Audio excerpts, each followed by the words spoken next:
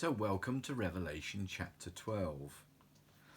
And in chapter 12 and the chapters coming up after it, what we've got is the same story of history, but now looked at from a different angle. We're going to have a whole new take on the things that we've been hearing about over the last few days. And the way that John does this is really clever.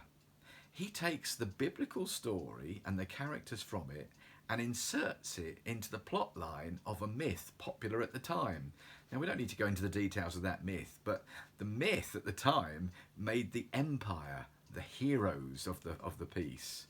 What this storyline does is show that empire is actually the villain. It's a whole new way of looking at the story. So, as any story, it needs characters. Who are the three main characters in our story? Well, the first character is the woman. Now, as you read this chapter, you may think that it's actually alluding to Mary as the mother of Jesus. But really, this woman is more than just one person. This is the story of Israel. This is the people of God through whom the Redeemer, the Messiah, Jesus came. The child in the story, the second character, well, that's pretty clear. That's Jesus. We really see that from verse 5, which I guess is a fulfillment of Psalm 2, verse 9. And every story needs an enemy. Every story needs a baddie. Who's our baddie? Well, we've got him here. It's the dragon, the Satan character. But more than that, the Satan character here, as often in the Old Testament, stands for empires of the world that are against God. So those are our main characters. What about the story? Well, the story is told in three main parts. Verses 1 to 6 of chapter 12 really tell the story of Jesus coming from his arrival on the scene, his birth, to his ascension back to heaven. That's the first part of the story. The second part is found in verses 7 to 12. Now, people get very confused about this. Where is Satan? What's the order of events? But again, we need to think of this as symbolic imagery. What we really find out here is that Satan is cast out of heaven. He's defeated. And where does his defeat take place?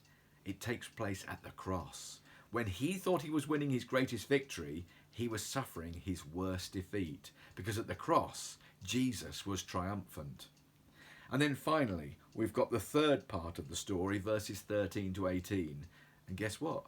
You and I are part of this part of the story. This is our story. It's the story of Satan waging war on the church. It's Satan waging war, a last-ditch attempt to win back the victory that he's actually lost.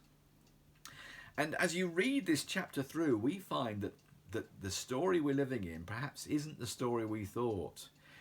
Often the church feels beaten down, it feels defeated, but actually when we stay firm to our beliefs, when we keep talking about Jesus, when we keep loving as he did, we find that our defeat, just like his, is our ultimate victory. So let me give you a summary of the chapter. This I've stolen from one of the commentators that I've been using. He says this: Revelation 12 tells the story of history from another angle. What it adds is the reality of Satan as a key player. History is portrayed as a conflict between Satan and the people of God. It highlights the satanic nature of the opposition to the church. It should make us more fully aware of the serious conflict in which we live. You know, I don't know about you, but sometimes I find it's very hard to be a Christian. It just feels like, why bother? Well, this explains why. We have an enemy. A defeated enemy, yes, but he's fighting a rearguard action, and he's fighting against the church. He's fighting against you and I. But the key in it all, I think, is found in verse 11. We read there, they triumphed over him by the blood of the Lamb and by the word of their testimony. They did not love their lives so much as to shrink from death. We are called to love Jesus more than anything, even if it costs us our all. That's the way we win the battle, and that's what chapter 12 is all about.